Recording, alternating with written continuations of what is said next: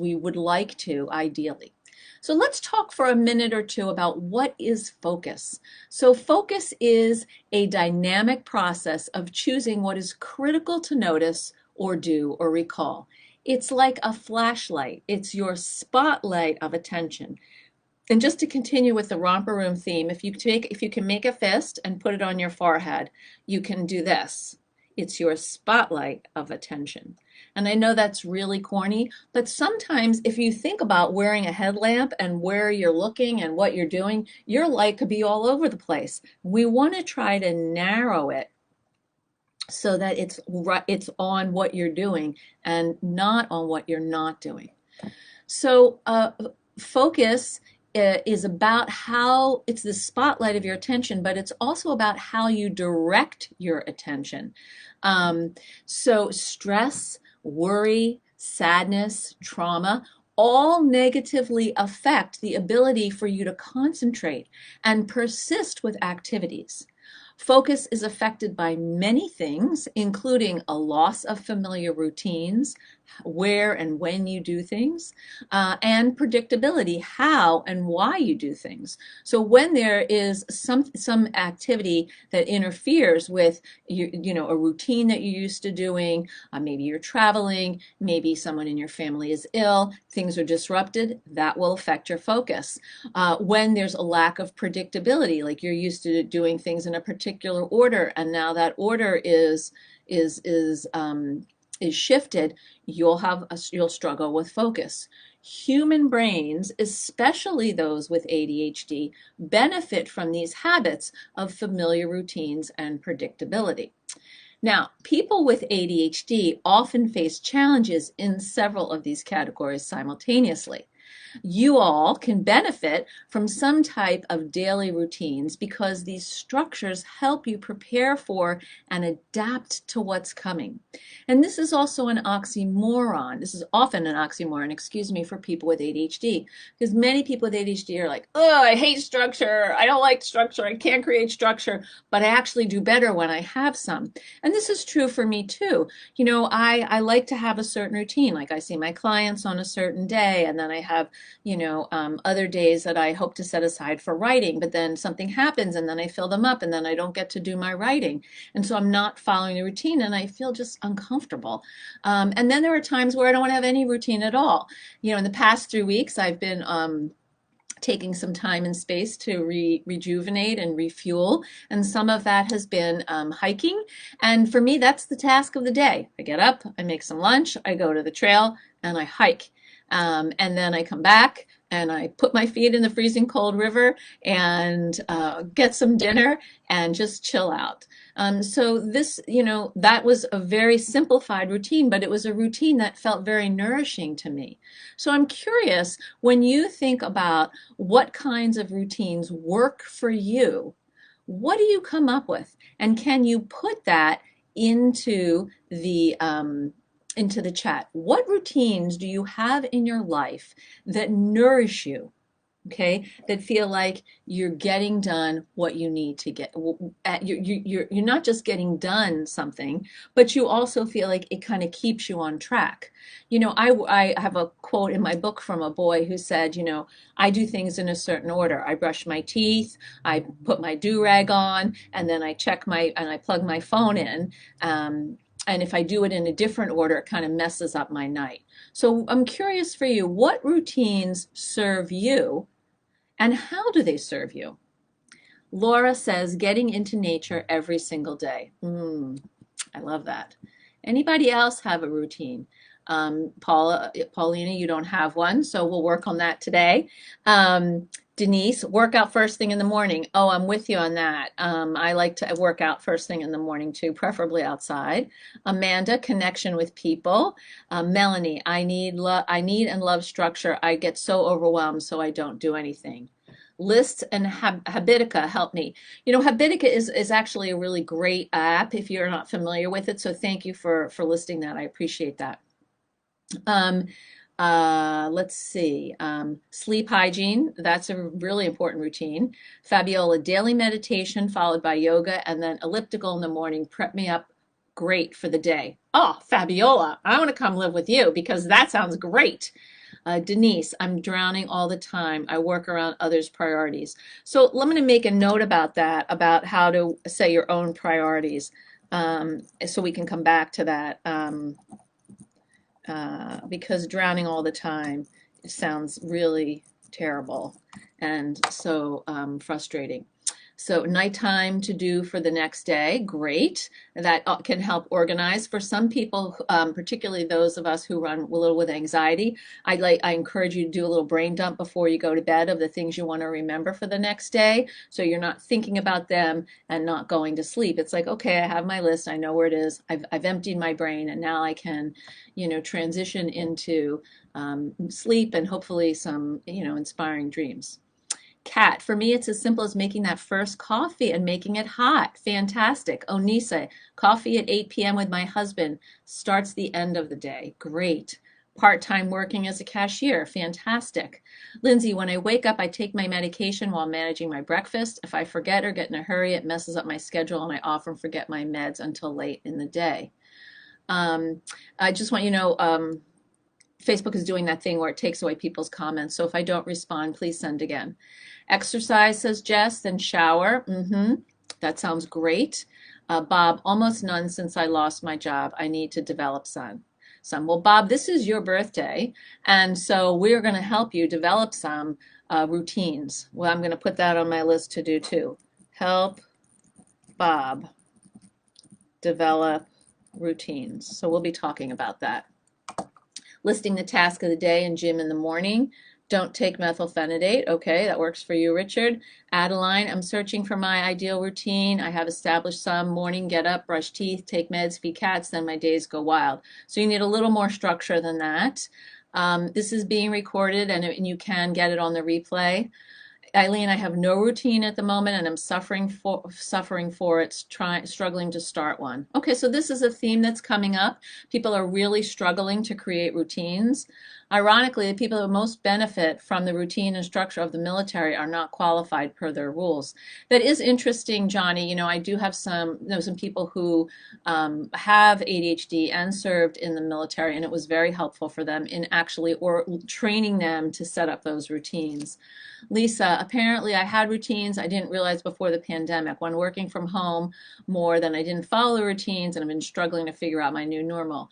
Everybody, I think, is doing that. I think there's a way in which, now that we have the ability, because more things are online, that we can work at home, it does kind of mess with the structure that we had developed and probably come to love and depend on. Danielle, I don't have any conscious planned ones. I think it's when I reach out to text a family member. Renelle, once my day gets up and running, I'm awful at staying on top of hydration, and I notice a difference in my mood. Yes, hydration is very important, drinking water. Melanie, I'm a teacher, so summertime is hard for me. Yes, I would imagine it is, because you're so structured, and then boom, you have nothing. So we're going to talk about that. Need structure in the morning to get organized. My wake-up routine, so something since childhood. I always prepared a pile of everything I need for the next day, no matter how late I go to sleep. I set alarms for meds and starting work. I work from home. That's helpful. Calling my parents as soon as I get to work before I go to sleep. Otherwise, I become anxious. All right. Lou, it can be difficult to extract your trauma experience from your ADHD emotional reactivity.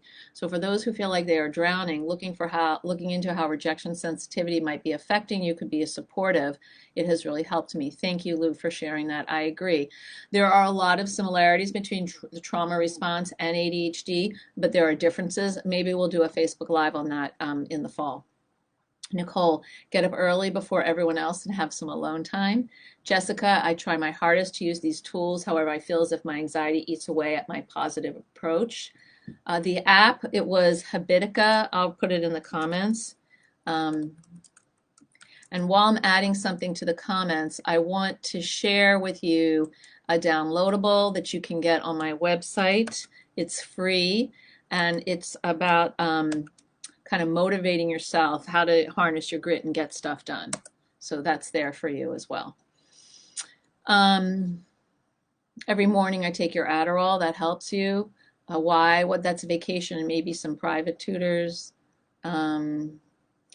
My life is a real struggle right now. It's hard to build a routine and have it work and easy to mess it up. Right now, illness has thrown me off. Oh, I'm so sorry to hear that, Kristen. No routine at home and easily distracted at work. I struggle with the weekend. No routine and just end up wasting time. Um, you use your Done app to keep track of healthy habits. That's great. I have very little routine and barely any direction or motivation. I never know where to begin my day other than with a cup of coffee. All right, so I'm getting a sense of where people are. Um, and Virginia says, I participate in a virtual boot camp early in the morning 3 times a week, and getting it done first thing helps my days, and the online community is supportive. So that's an interesting idea, like how can you create, a routine buddy or other people who you meet with at the same time 3 times a week so that you are exercising or you're walking together, even if you're just having a three-way conversation, or you're meeting at the gym or something that helps you get up and out. Wendy, I'm struggling too. Hugs. Okay. I have no consistency. Stay-at-home mom, lost structure, purpose once my kids went off for college. I hear that. I have an article. Maybe Melanie, you could add this. It's on my website. I think but it's also through the Psychotherapy Network or on, relearning parenting, about how to parent once your kids leave the nest. It's hard because if your sort of whole routine was around your kids, and even if it wasn't, their absence is a significant loss, which will disrupt your routine.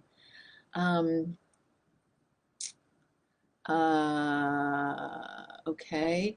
Keeping a diary and noting appointments on the wall calendar and keeping my son with his ADHD on to his routine also helps. I'm not sure if it's psychosomatic, but starting the day with my vitamins, which includes fish oil, which I heard is good for ADHD. It is. It can be. Helps me starting with the day productively. I habit stack on top of that with water intake, brushing teeth.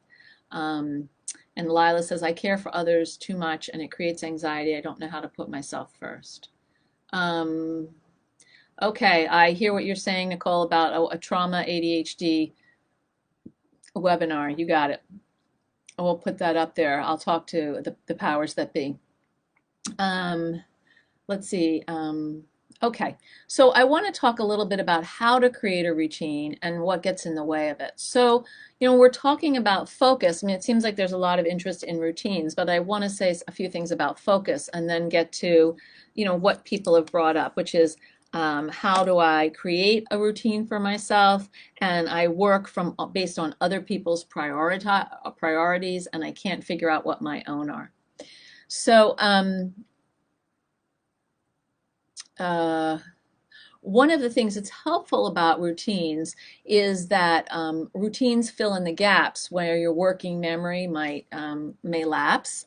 And the many disruptions of the pandemic have, pretty much upended whatever practices previously could have assisted you to get through each day and manage situations with a sense of confidence or competence. Also, any disruptions in your life, kids going to college, perhaps a family member is ill or has died, or you've had a change in your relationship status. Any of these things will shift your routines, and you'll start to feel unsettled and unbalanced and a little bit lost. Now, one of the things that we can do to improve focus is by noticing where it is. Most people notice when when they're returning from the drift. So you've drifted off and then you come back and you're like, oh, wow, you know what? I wasn't really completely focused here. I went to the Bahamas. And so what we want to do is to learn how to create a plan for catching up when you have drifted off. Like instead of judging yourself or putting yourself down or saying something negative to yourself, be matter of fact. Like, what am I going to do in this situation when I drift off? I'm in a meeting. I know sometimes I drift off. Do I have a buddy who I can sit next to who is who is taking some notes about that. Thank you so much, Melanie, for putting that up. Do I have a buddy who's taking some notes so I can look over?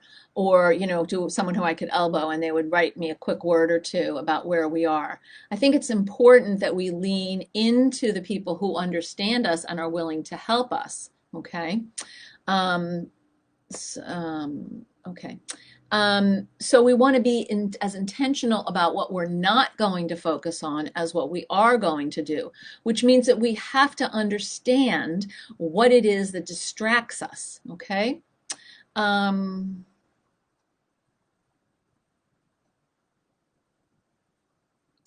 Okay, Danielle, thank you for telling me that. That's a little weird. Let me try this again. That should not be the case. Here, I'll just send a different one, which is how to get a motivation tip. Let's see if this works better. Tell me if this one works, and I'll check on the problem with the other one. Okay.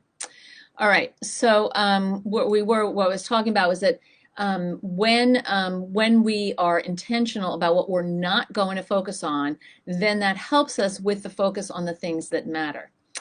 So there are ways that what we can do is to identify possible obstacles and distractions, things that set you off from what you're focused on, and then make it hard to come back. So we want to identify possible obstacles and distractions. What types of things distract you?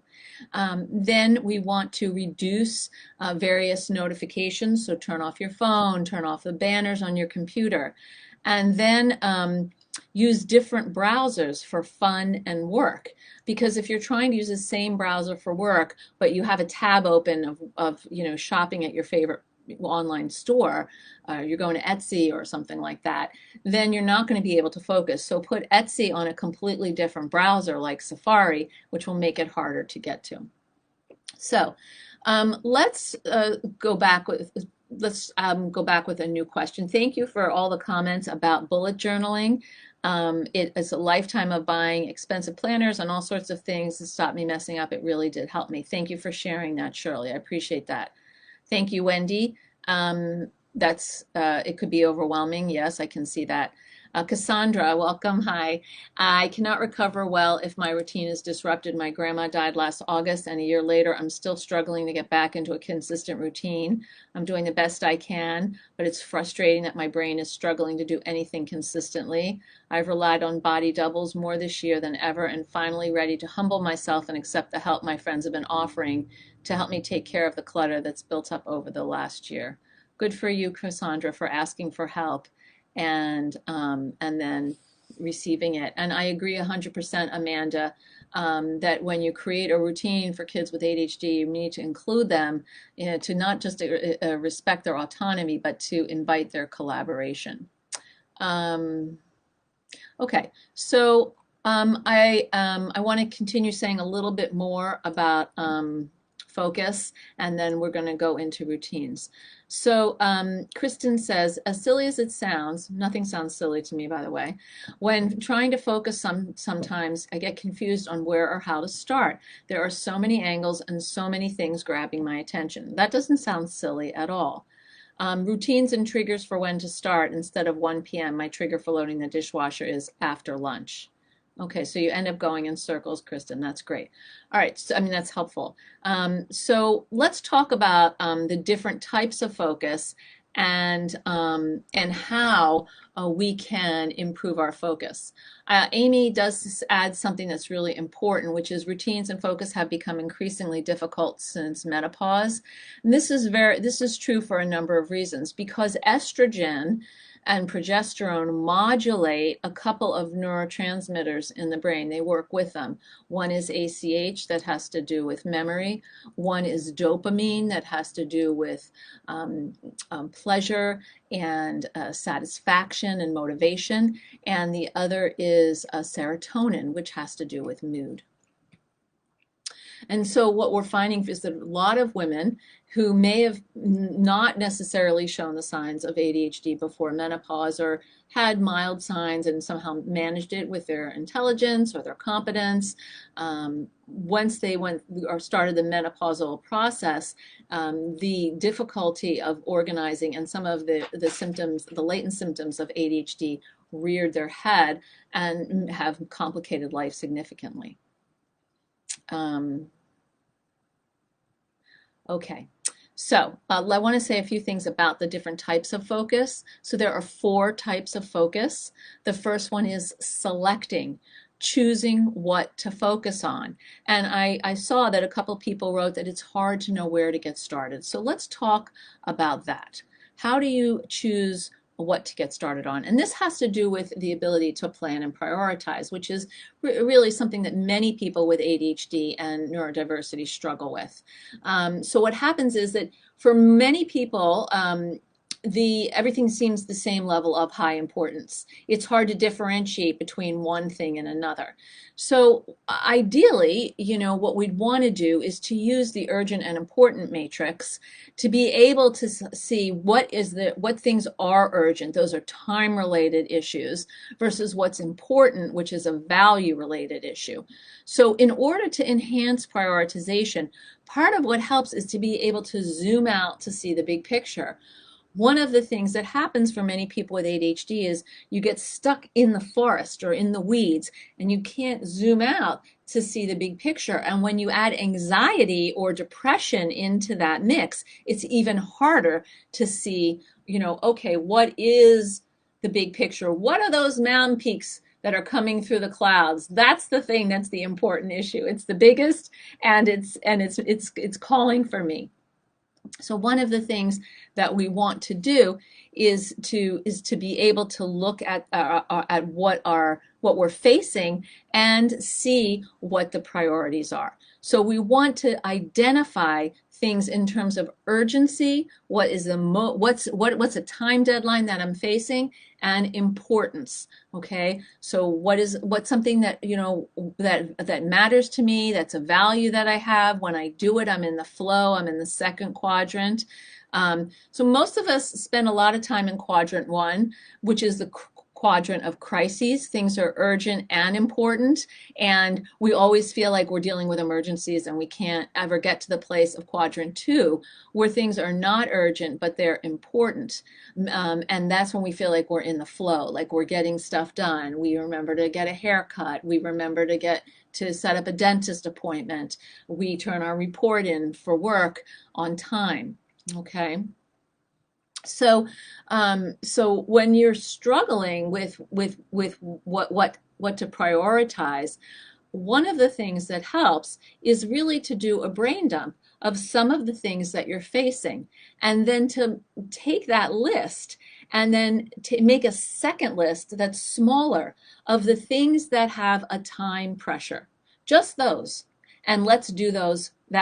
Those are the tasks of the day. And if that's still more than 3 or even I would say 3 or 4 items, then your list is too big and you have to make another list. So I would start with time, because the time pressure, the time element is what is so hard for many of us with ADHD, because we're not always so great at managing time. So we want to set up these lists so that we can learn to prioritize and differentiate between what's urgent and what's important. Okay, so let me see some of these comments here. I'm going to try to zoom up so I can see them. Okay, let's see.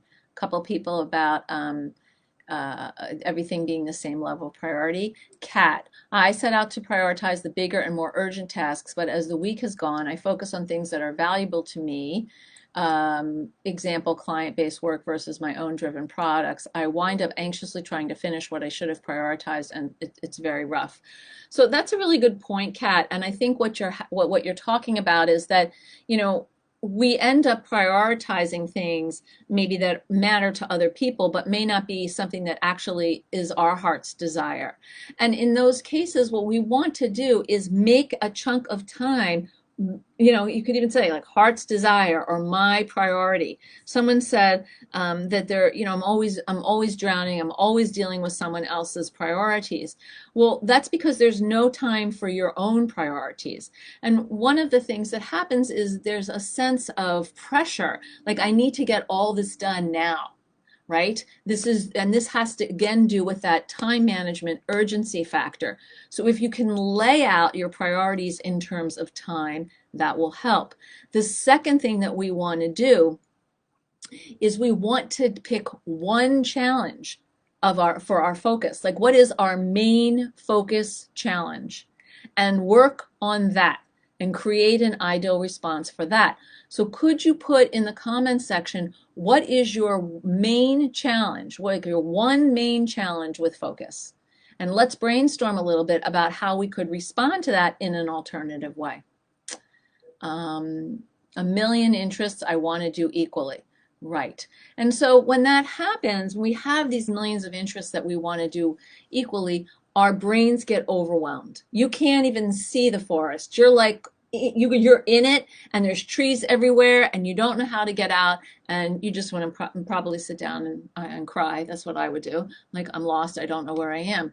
So what we want to think about is how can we get out of the forest and get a bigger picture.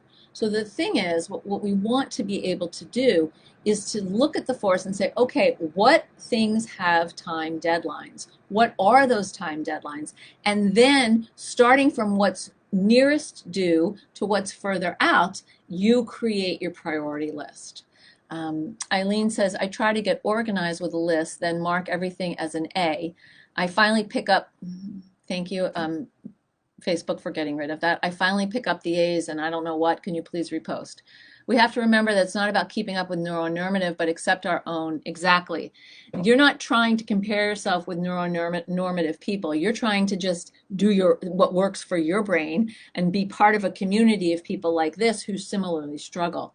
I just want to say that Facebook is deleting people, so I can't respond. I'm sorry. Please repost. I struggle with having the mental capacity to even use these tools.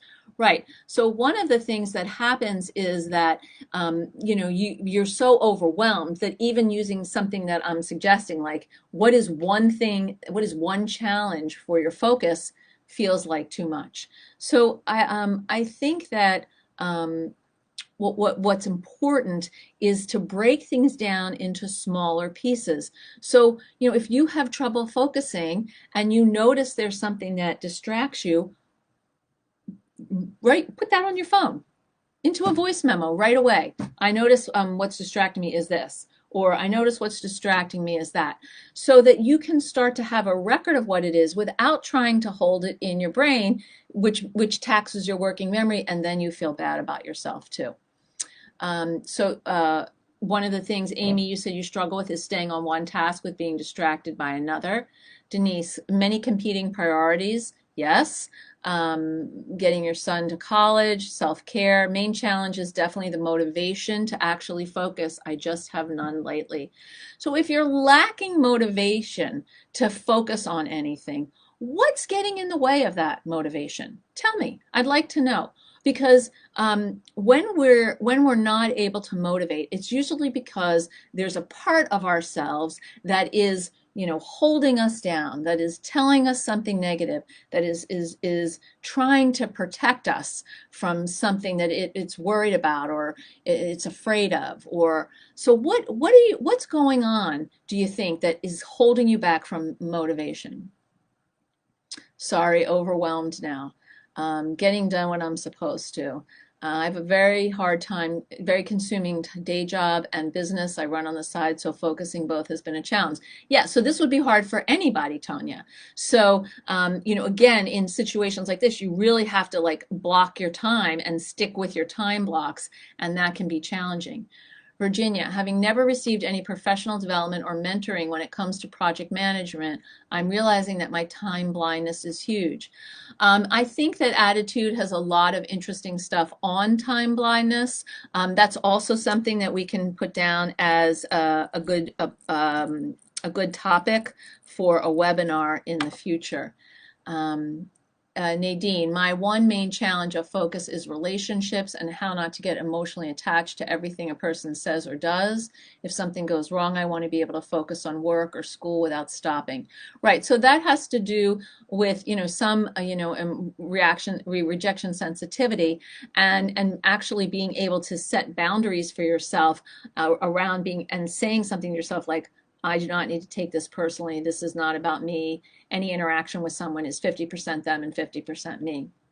Diane says, I'm feeling like I'm failing at everything, even when I'm doing good. That sounds really hard, Diane, and I'm sorry to hear that because the fact is, if you are doing well, there's a voice in your head that is not letting you notice what's going well. And to counteract that voice, what I really suggest is at the end of each day, before you go to sleep, in a journal, write down 3 things that went well that day. And they can be small.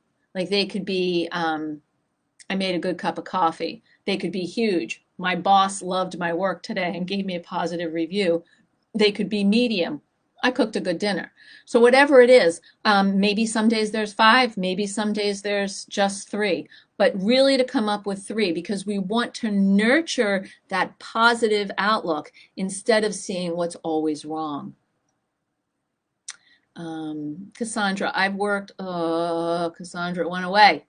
A lack of clarity, depression. Okay, so what's getting in the way of motivation? I'm not sure. I'm treating anxiety, but I think I have unchecked depression. So just so you know, untreated anxiety or severe anxiety can lead to depression. That's what the research shows.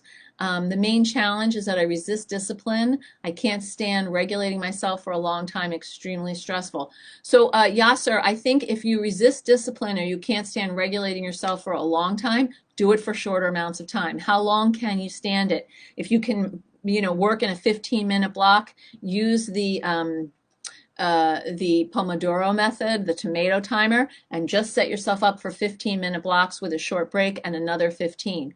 Work with what makes sense to you, where you succeed, rather than paying attention to what you don't do.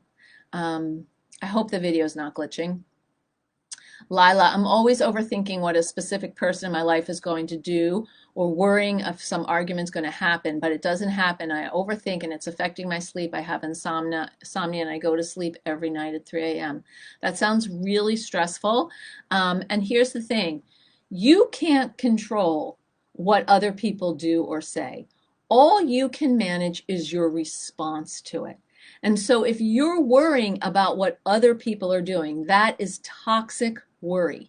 It's not productive because you cannot do anything about it. What would be productive is to say, oh, okay, I'm worried that I won't know what the right thing to say is when people do that. I need some pocket phrases.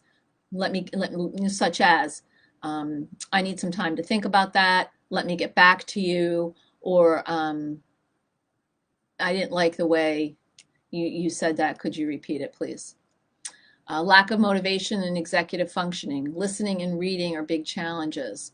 Thank you for posting that, Melanie. Being addicted to high dopamine activities like watching and rewatching TV shows, games on my phone. Right, so that's definitely going to get in the way of motivation. That when you're feeling kind of like you need a retreat or you're tired or you just need your brain off, that's fine, but you have to put some boundaries around that.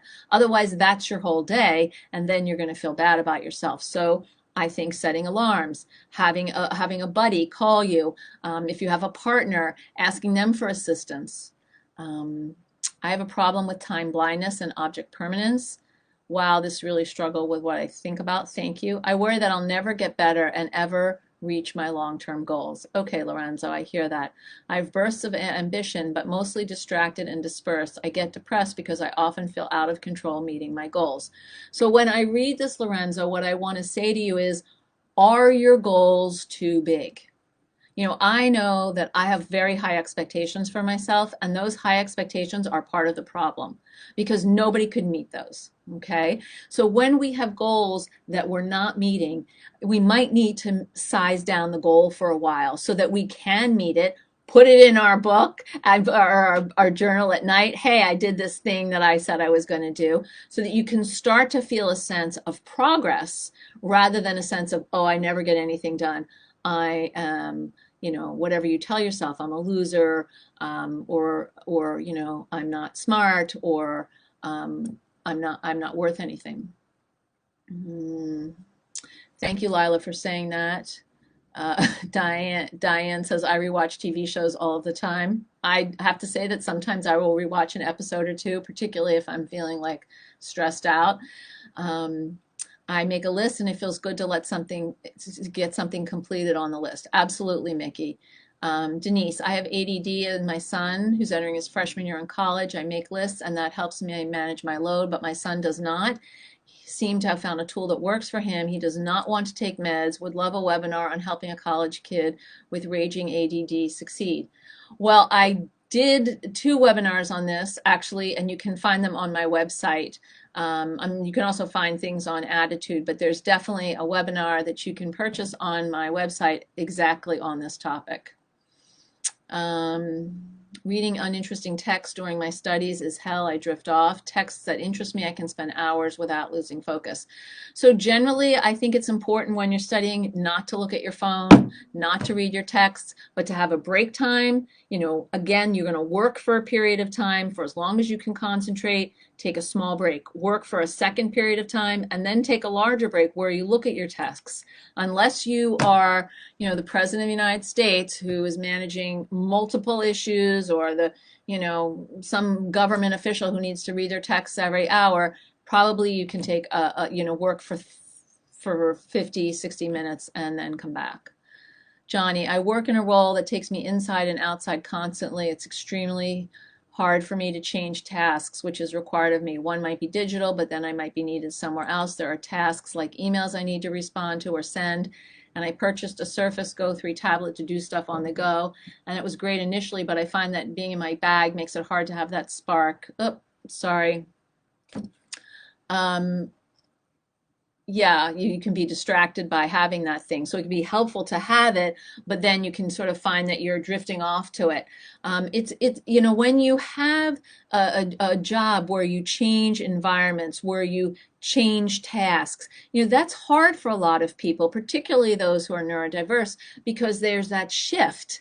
And that flexibility. And it takes some people longer to have a warm up. In fact, one thing I was going to share today was about multitasking, because multitasking actually interferes with focus quite a bit.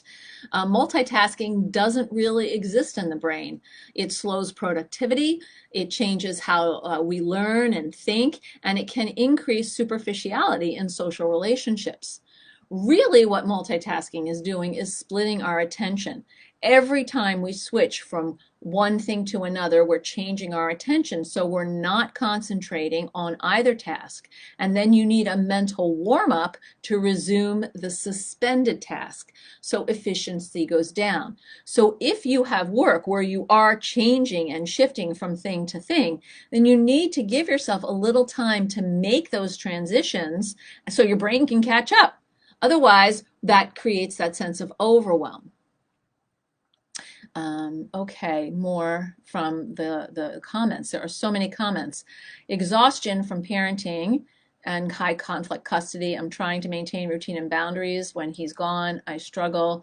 Yes, one of the things that's really hard in divorced families is when the 2 parents don't get along and you can't have similar routines in the houses. Not that they have to be the same, but that there are routines and they are similar. It's important if you are in a divorce situation, if you can get someone to help you mediate some sort of routine or parenting support, that can be really useful. Carolyn, I block time, but others schedule meetings anyway. They get more and more behind, which causes stress, and it goes in a circle. So here's the thing I want to say, and this is really hard to do, is sometimes saying no to something enables you to concentrate and develop the thing that you're already working on. So if you can't go to a meeting, like you can't have somebody scheduling meetings for you back to back, if you need time to transition and warm up and think about what you're doing. And so that's a reasonable thing to say. Is like, I can only attend 2 meetings a day or 3 meetings a day because I actually have work to do, and these meetings are getting in the way of me doing my work. We have a problem. How are we going to solve that? I've seen a social media set of posts where someone asks a colleague to translate what she really wants to say to a business speak. I have no idea what that means. Lorenzo, I just feel emotionally overwhelmed and need a hug like 90% of the day. I'm sorry to hear this, Lorenzo. I don't know if you're getting therapeutic support or medication or something. If you're exercising regularly, any of those things might help with your emotional overwhelm. Kristen, what can we do to make sure we follow our timers or not forget them if we're doing something and can't break away? That's a fantastic question, Kristen, because it's so easy to set the timer and ignore it. I have a timer that goes off at 9:45 every evening that tells me I need to go upstairs at 10. And then I have another timer that tells me to go upstairs at 10. And I ignore those, I would say, 85% of the time. And then I go upstairs too late. And so one of the things that I think we want to do is to make our timer annoying, and to have a conversation with ourselves and say, you know what, you keep ignoring the timer and then you go to bed too late and then you feel bad and blah, blah, blah. So what's going to help you? So in this case, I asked my husband, when it's 10 o'clock, please encourage me to go upstairs. And even if I'm a jerk, ignore that because it's not about you. Just encourage me by saying, it's 10 o'clock. This is when you wanted me to tell you to go upstairs. And then you're done. Failure is all about your state of mind. We are supposed to stumble as human beings. That's our path. That's how we learn. That's what fosters a growth mindset. You stumble, you pick yourself up, you reorient, you try again. Or maybe you try something different. One of the things that I hear you saying is that you are expecting failure no matter what you do. And that's something that's worth talking about with somebody, like a coach or a counselor or a therapist, because that expectation of failure is getting in your way of actually sharing your gifts with the world. We all have moments of success and moments of less success. We all think times when things are going swimmingly and times when you're like, I'm just going to sit at the beach because this day is kind of been really stinky. Rather than condemn yourself for your failures, how can you look at your failures, quote unquote, as opportunities? In Chinese, it's the same character. Crisis and opportunity. So I'd really like you to really think about when you're struggling, what is a learning that you could take from it rather than, berating yourself for how terrible you are that you've stumbled again. Yes, thank you, Susan, for sharing that. Ned just covered that as well on attitude. Amanda, I think it's important to remember that if your child has ADHD and they have other neuro differences, yep, extremely low dopamine from draining, boring tasks makes it easier to be distracted. It's hard to pay attention even when I want to. So one of the things that we want to do with an ADHD brain is vary low dopamine tasks with high dopamine tasks. And you want to set up a work schedule where there's something that you love, something you don't like so much, something that you love, a break, etc., so that you feel like you're able to balance that.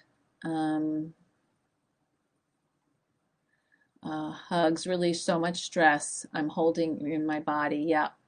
Where can we watch the replay of this? Hi, Lori. It'll be right here. And there's also one on my Facebook page, too. It has helped me forget the idea of perfect routines, consistency. I start habits all the time. I start habits over all the time. That's right. So you're going to, quote, fall off the wagon, but you don't have to shame yourself. You don't have to should yourself. You don't have to blame yourself. You can just be like, okay, I'm going to start again. Oh boy, if you and I could put our heads together, we'd be the ultimate productivity machine. Sounds good, Renelle. or maybe you're not talking to me, you're talking to someone else. Say, my house is a nightmare and I need to work on budgeting, but I have a mentally taxing job and no spoons left to give to home personal tasks. So I think in this kind of situation, Dana, or for other people who have mentally taxing jobs and that kind of burns their brain out, I think it's worth maybe, really talking to a friend or colleague or somebody in human resources about how to make your work life more manageable. You can't give everything at work and have nothing left for yourself, because day after day, then you're on a starvation diet, and then you're not going to be able to continue to succeed at work. So we've got to come up with different ways of managing. I like to use multitasking to keep my brain from wandering when doing mundane tasks. I like to listen to a podcast. That's great when working on a routine. You're welcome, Yasser. Thank you for putting up the Eisenhower matrix. I appreciate that, Melanie. Do I rest after this? Yes, I do. I have a drink of water. I might try to talk to Melanie to sort of go over what's going on, except I don't have her phone number. And I take my dog for a walk. Often I need to be productive. I'm doing 2 to 3 things simultaneously. So when you're doing those 2 to 3 things simultaneously, you're not really doing any of them particularly well. And so I would really encourage you to be able to say to yourself, okay, I have these three things I need to do. I'm going to start with this one only, and I'm going to minimize those other things. I'm going to put them in their own tab or open up a new browser, and I'm going to minimize them so I'm only focused on the thing in front of me.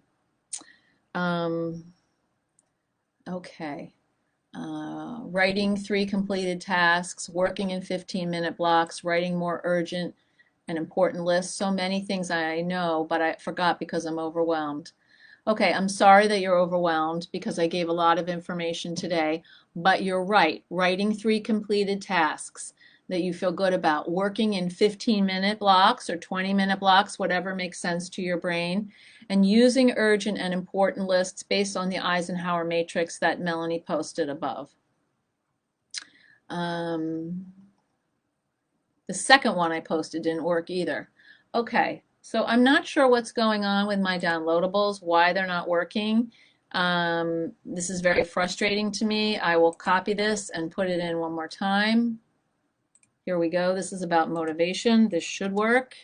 I'm not sure why it's not working, but I will certainly talk to my people to make sure.